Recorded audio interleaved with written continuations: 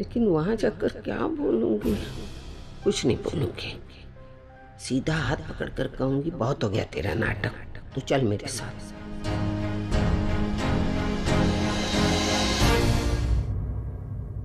नहीं, ऐसे जोर जबरदस्ती से तो वही नहीं आएगा। प्यार से पूछ करके लाना होगा उसे। हाँ, कहूंगी मैं, तुझे अगर अपनी आई की फिक्र है तो चल मेरे साथ। फिर वो कहेगा अर्चना का क्या? मैं कहूंगी चल उस चुड़ैल को भी साथ ले ले, लेकिन घर वापस चल बेटा। नहीं, ऐसे भी नहीं, ये प्रैक्टिस करके जाना मेरे बस की बात नहीं है। मैं वहां जाऊंगी और जाकर मुझे जो अच्छा लगेगा वो मैं बोलूंगी, बस।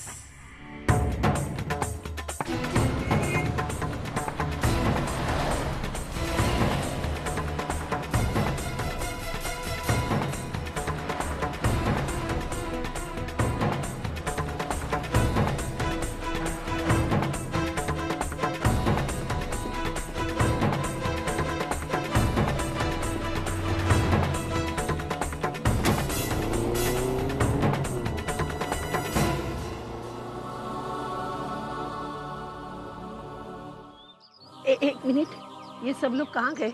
अर्चना कह रही थी कि वो लोग शीरनपुर जा रहे हैं माता के दर्शन के लिए। कब आएंगे? रात तक आ जाएंगे। इतनी दूर का सफर और मानव ने आई को बताना जरूरी नहीं समझा।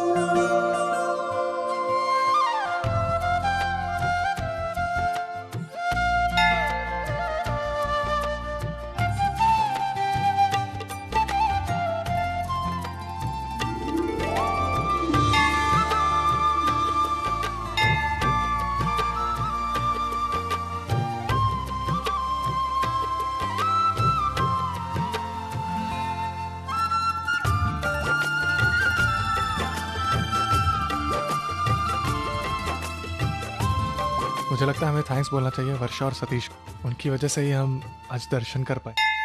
अरे नहीं मानो, हम कौन होते हैं दर्शन करवाने वाले? ये तो माता रानी का बुलावा था जो हम सब यहाँ पे इकट्ठा हुए। माँ से कुछ नहीं छुपा है, जो भी मांगना है मांग लो माँ से। माँ सबकी मुराद पूरी करती हैं। माँ तेरे आशीर्वाद के बगैर हम अधूरे हैं। मैं तेरे पास अपने लिए क्या मांगू? तूने बिना मांगे मुझे मानव को मेरी जिंदगी में लाकर दे दिया, इतनी सारी खुशियां दे दी। मैंने अपनी जिंदगी में सच्चे दिल से बस एक ही ख्वाहिश की थी, अर्चना को पाने की, जो तुमने पूरी कर दी। अब मुझे और कुछ नहीं चाहिए, बस कुछ देना है तो इतना दो। वैशु की खुशियों को वापस कर दे माँ। कुछ ऐसा चमत्कार कर दे जिससे कि वो धर्मेश वाली बात एक बुरा सपना बनकर उसकी जिंदगी में से हमेशा हमेशा के लिए मिट जाए और वो अपनी जिंदगी नए सिरे से शुरू करे। वर्षा की गलती माफ कर दो माँ। तुम खुद माँ, एक औरत की जिंदगी में माँ बनने की अहमियत क्या होती है तुम जानती हो। वर्षा की झोली में वो सुख डाल दो माँ, उसे माफ कर दो। थोड़ा स्वार्थी बनकर आया हूँ तुम्हारे दरवाजे पर, मेरी इच्छा पूरी कर दो। तुम चाहो तो नामुमकिन कुछ भी नहीं है माँ। हमें संतान का सुख दिला दो। सारे परिवार समेत तेरे दरबार पे आऊंगा और हजारों गरीबों को खाना खिलाऊंगा। मैं नहीं जानती सतीश ने क्या मांगा है, लेकिन जो भी मांगा है उसकी मांग पूरी कर दो माँ।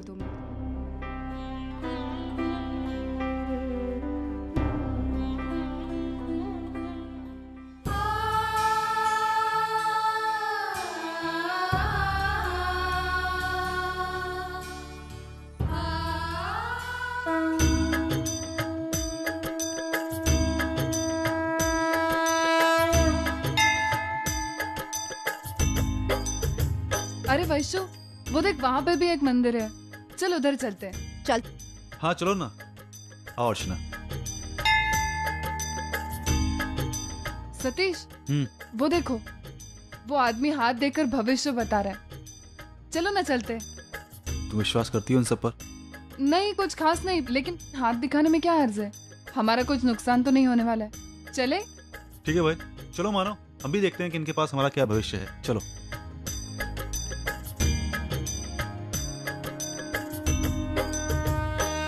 नमस्ते पंडित जी। नमस्ते नमस्ते, आइए आइए। पंडित जी, मेरा हाथ देखिए और बताइए मेरे नसीब में क्या लिखा हुआ। नसीब वाली हो, रिश्तों के मामलों में बड़ी नसीब वाली हो। आई बाबा, सास ससुर, बहनें सभी बहुत प्यार करते हैं तुमसे, और खास करके तुम्हारा पति। शादी के बाद भले देर से ही सही, लेकिन तुम अब उसका मोल समझ गई हो। हाँ, वो तो है। बस एक मामले में बदनसीबी है तुम्हारी।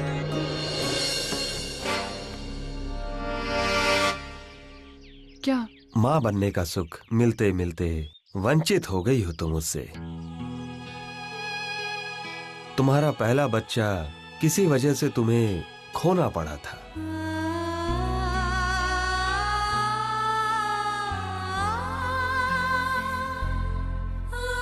हाँ बाबा, वो रिश्ता अधूरा रह गया है और उसकी जिम्मेदार मैं ही हूं।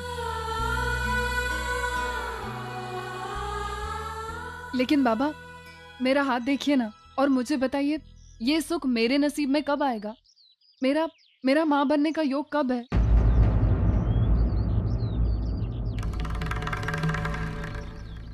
माफ करना बेटी, मेरी विद्या तो मुझे यही बताती है, तुम अब कभी भी मां नहीं बन सकती।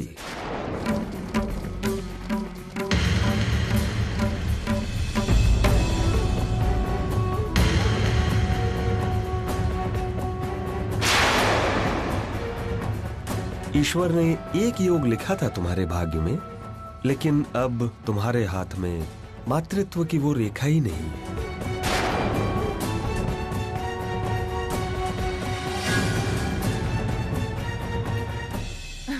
नहीं बाबा, ये नहीं हो सकता। आपसे जरूर कुछ गलती हुई है। आप गलत पढ़ रहे हैं।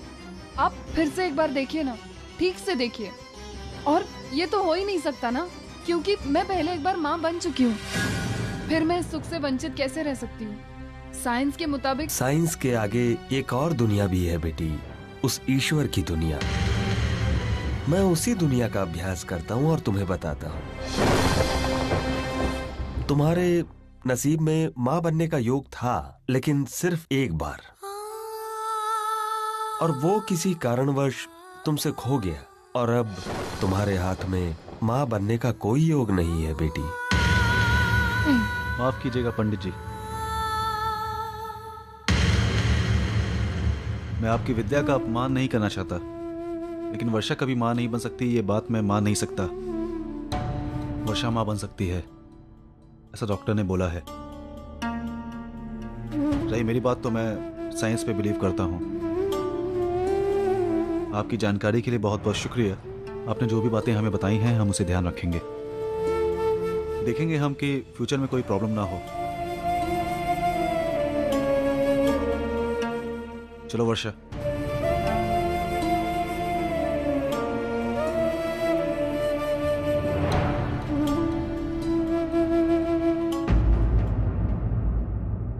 तुम भी ना कहां इन ज्योतिषों के चक्कर में आ जाती हो? हाँ वर्षा, इन ज्योतिषों की बातों को सिर्फ एक कान से सुनना चाहिए और दूसरे से निकाल देना चाहिए।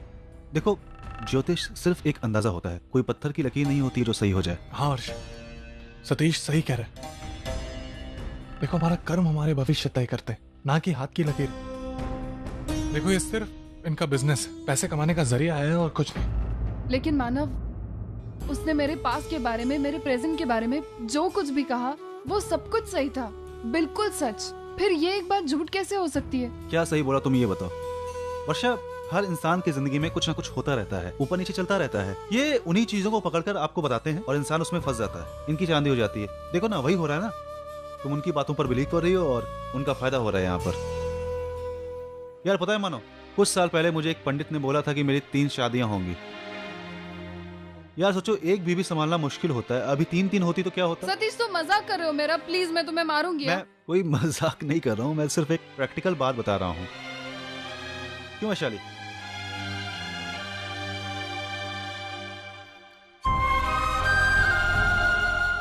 चलो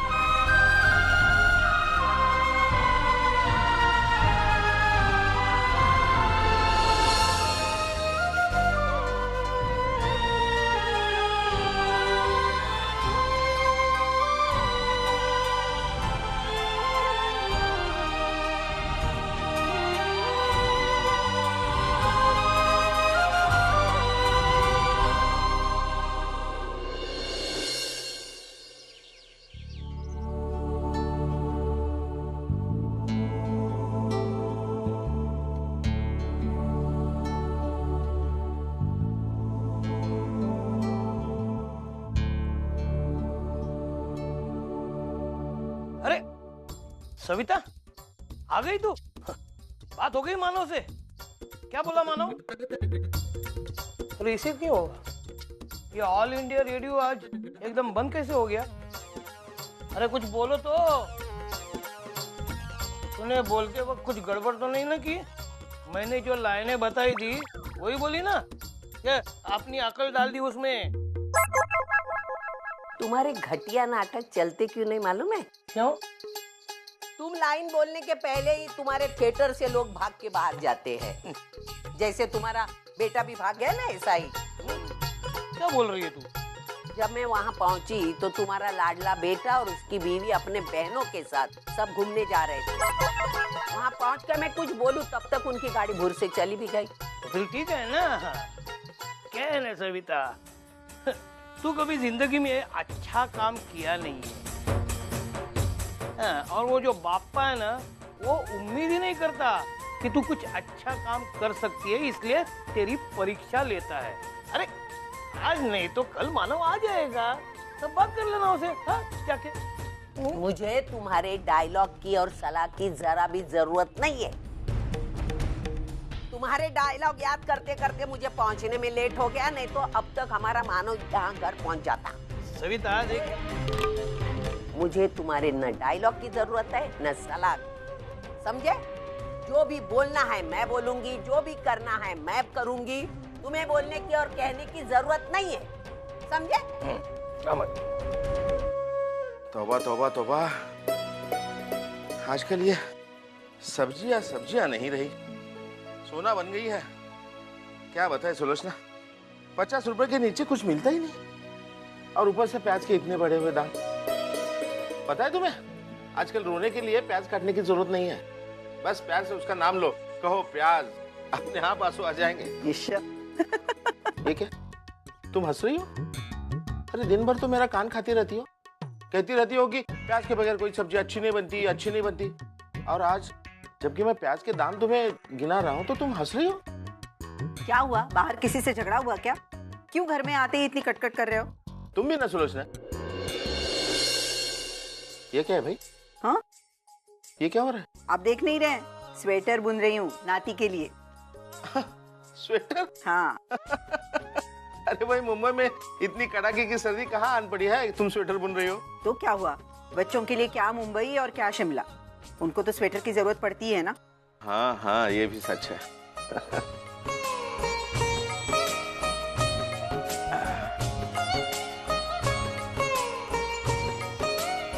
अरे वाह, चाय बड़ी अच्छी बनी है बहू।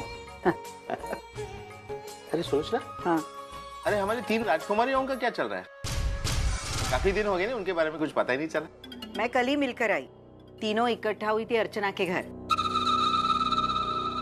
मानव के घर में तीनों एक साथ? सुलोचना, ये सुनने में कुछ अजीब सा नहीं लग रहा?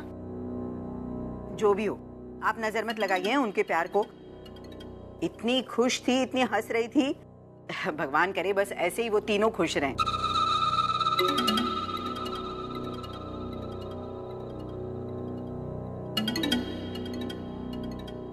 कमाल है, इन तीनों बहनों में अचानक से इतना प्यार कैसे उमड़ आया। उस दिन वर्षा से फोन पर बात करने के बाद तो मुझे ऐसा लगा जैसे कुछ न कुछ उल्टा पुल्टा तो हो ही गया है, लेकिन आज आई कुछ अलग ही बात कर रही है। कुछ तो गड़बड़ जरूर है मंजू। जिंदगी में पहली बार ऐसा हुआ है कि धर्मेश जयपुर वाला को हार माननी पड़ रही है। दिन ब दिन प्रॉब्लम बढ़ता जा रहा और सलूशन का कोई नामो निशान ही नहीं। क्या करूं, कैसे मनाऊं वैशाली को? ऐसे भी जब तक ये बात वैशु, मानव और अर्चना के बीच में है, मुझे घबराने की कोई जरूरत नहीं है। लेकिन जिस दिन ये बात सतीश तक पहुंची, वो मुझे कभी माफ नहीं करेगा। सारी दुनिया में डंका पीट देगा मेरी करतूत का। हो सकता है वो मेरे साथ पार्टनरशिप भी तोड़ दे। नहीं, मैं ये अफोर्ड नहीं कर सकता। 50% से ज्यादा शेयर्स हैं उसके नाम पर। कुछ करना पड़ेगा। लेकिन क्या करूं, कैसे पहुंचूं वैशु तक? वो मेरा फोन तक नहीं उठा रही है।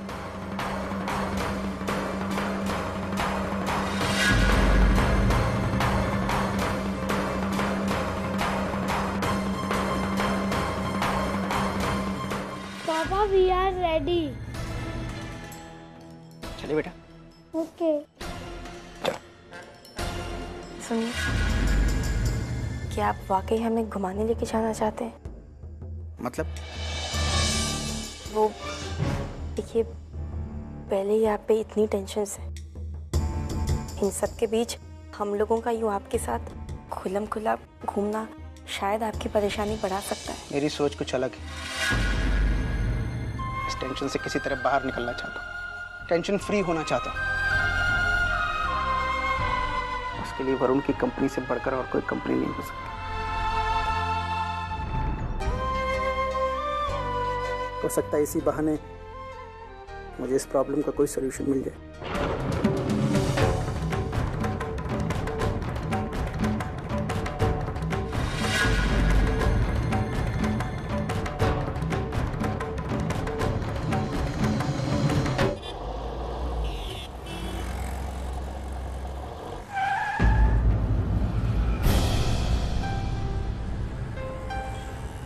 क्या हो गया सतीश? पता नहीं, शायद पानी भी खत्म हो गया होगा। चल देखते हैं। हाँ।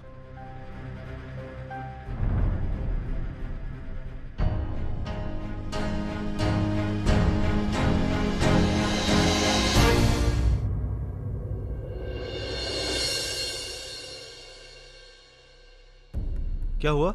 इसका ये वायर तो कट गया। ओह, रिप्लेस करना पड़ेगा। यहाँ पे आसपास कोई गैस भी नहीं है। एक मिनट सतीश। हाँ, एक मिनट मैं देखता हूँ, पता। हाँ ठीक है। सतीश। हाँ। क्या हो गया? क्या गया? थोड़ा लंबा काम आया है, 3-4 घंटे जाएंगे इसमें कम से कम। तो अब क्या करेंगे? कुछ नहीं, देखते हैं। मानो गया है देखने के लिए वहाँ। भाई साहब, वो मेरी कार खराब हो गई। आसपास कोई गैरेज है क्या? हाँ, यहाँ से आगे 1.5 किलोमीटर पर एक ढाबा है, वहीं पे एक गैरेज भी है, वहाँ आपका काम बन सकता है।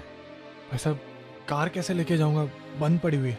अरे इसमें क्या है, अरे मेरी गाड़ी के पीछे डालो ना, 1 किलोमीटर की तो बात है। अरे खींच के ले चलेंगे। Thanks, thank you so much.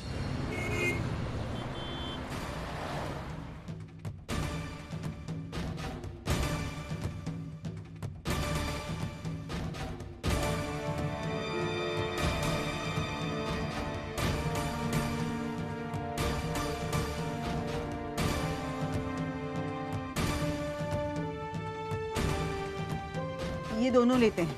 हाँ, एक पुण्य के लिए और रुचि के लिए। चलो ना जल्दी करिए ना। मुझे वुल भी लेनी है दूसरी दुकान से। फिर आओ, निकाह मिनटे बैठेगा। सॉरी भाई साहब।